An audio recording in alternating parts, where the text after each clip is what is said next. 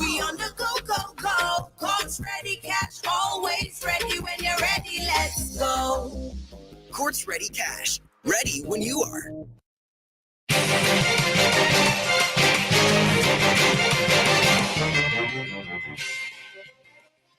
The news brought to you with the kind compliments of Courts St. Vincent Limited. I am your presenter, Rajiv Providence. First, on the local scene, Chief Magistrate Risham Brown is expected to hand down a sentence today in a case in which the prosecution has asked the Serious Offences Court to give a short, sharp shock of a prison sentence to a hotel worker who stole US $1,140 from a member of the delegation of the Indian president when he visited St. Vincent and the Grenadines last week. Prosecutor Renrick Cato made the request as Maruth Francis pleaded guilty to a charge that between May 14th and 19th, she stole US $1,140, the property of Andrew Sharma of Suriname. The court heard that Sharma, who works at the Embassy of India in Suriname, traveled to St. Vincent as part of the advance party ahead of the visit of President Ramnath Kovind. Sharma stayed at a local hotel and made reservations also for the presidential delegation.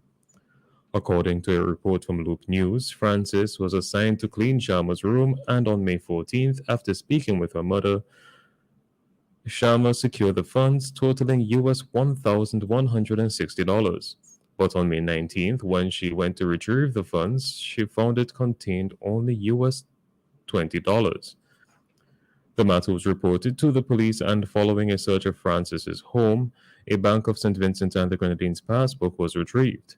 While being questioned by the police, she admitted to stealing the money. Police later recovered EC $1,790 from Francis. In mitigation, Francis, who was not represented, told the court that she has a 3-year-old child and asked to be given an opportunity to repay the money. But in his submission, the prosecutor said that Francis was placed in a position of trust and breached that trust. The chief magistrate, observing that Francis had displayed no remorse, remanded her into custody until her sentencing today. A 3-member delegation left the state of St. Vincent and the Grenadines last Wednesday, May 18th, to attend and participate in the 75th World Health Assembly in Geneva, Switzerland. In attendance are the Honorable St. Clair Prince, Minister of Health, Wellness and the Environment, accompanied by the Chief Medical Officer Dr. Simone Keyser Beach and Director of the Health Security Unit, Mrs. Donna Joy Bascom. The team will represent St. Vincent and the Grenadines in plenary sessions and engage in bilateral discussions on health-related matters including non-communicable diseases, emergency preparedness, and infectious diseases, a post from the SVG Health Facebook page stated. The Honorable Minister will also present on a proposal for the supplementary agenda item, inviting Taiwan to participate in World Health Assembly as an observer. Still on the local scene, following the report of 15 new COVID-19 cases and 21 new COVID-19 recoveries, active cases of the virus in country now stand at 123, showing a decrease of 6 since the last report. According to the Ministry of Health, Wellness and the Environment's COVID-19 update for Monday, May 23, 2022, COVID-19 hospitalizations also saw a decrease of 1, leaving that number at 7. Of those hospitalized, 1 patient is fully vaccinated, 1 partially vaccinated, and the remaining 5 unvaccinated. SVG's COVID-19 death toll remains unchanged at 106. 30,610 people in country have received 2 doses of the COVID-19 vaccine, while 3,748 COVID-19 booster shots have been administered. Since March of 2020, there have been 8,641 PCR and rapid antigen COVID-19 cases reported in St. Vincent and the Grenadines. On to news in the region.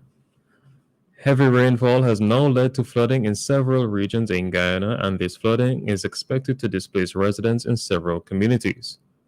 As of Monday night, the Civil Defense Commission said that some homes in Region 10 in Rockstone have been flooded due to heavy rainfall.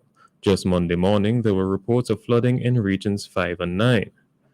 3 homes are reported to be inundated, but the residents have chosen to remain in their homes and manage the situation, the CDC said as it monitored the situation in Guyana's Region 10. Water is said to be approximately 1 foot in height, and the houses along the banks of the creek have accumulated floodwaters in their yards. Guyana CDC said it will continue to monitor the situation in Region 10 and render aid if necessary. Meanwhile, as of late Monday afternoon, more than 20 households have been relocated to government shelters in various parts of Upper Region 9. This is a result of rising floodwaters in that region, which shares most of its border with neighboring Brazil.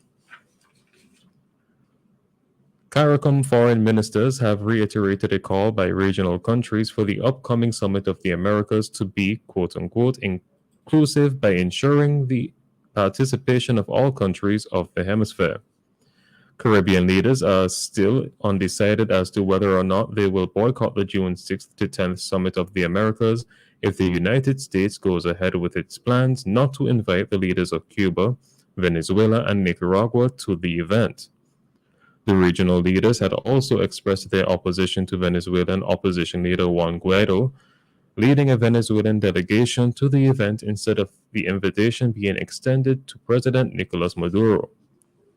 A communique issued late Monday night by the Guyana-based CARICOM Secretariat following last week's 52nd meeting of the CARICOM Council for Foreign and Community Relations (COFCOR) noted that the foreign ministers received an update on the status of preparations and agreed that the community would use the opportunity to advocate on issues of priority to promote a sustainable recovery in keeping with the summit's theme, building a sustainable, resilient, equitable future. Ministers also called for the summit to be inclusive by ensuring the participation of all countries of the hemisphere, according to the communique. On the international scene, the world is navigating a dark hour in our shared history with Russia's invasion of Ukraine, U.S. President Joe Biden told key Asian allies. The war has now become a global issue, underscoring the importance of defending the international order, he said. Japanese Prime Minister Fumio Kishida also echoed his comments, saying that a similar invasion should not happen in Asia. Mr. Biden is meeting the leaders of Japan, Australia, and India in Tokyo in his first visit to Asia as president. The 4 countries known collectively as the Quad are discussing security and economic concerns, including China's growing influence in the region and differences over the Russian invasion. And finally, in sports, Kylian Mbappe says the dream of one day playing for Real Madrid is never over, despite opting to sign a new contract and stay at Paris Saint-Germain. The France striker, 23, rejected a move to the Spanish champions at the weekend to sign a new 3-year contract with PSG. However, speaking to BBC Sports on Monday, Mbappe has not ruled out a move to Real later in his career. "You never know what can happen in the future," he said. "I give up to think about the future. I only think about the present, and the present is I signed a new contract for 3 years at Paris Saint-Germain." When asked if signing the contract meant the Real Madrid dream was over, Mbappe said, "Never over." This has been WEFM's Midday News. I have been your presenter, Rajiv Providence. Join us again at 3 p.m. for WEFM's 3 p.m. News. WEFM's Midday News is brought to you with the kind compliments of Court St. Vincent Limited. Be a glam mom this month with the best names in designer eyewear from Quartz Optical. Get 30% off frames and lenses for her.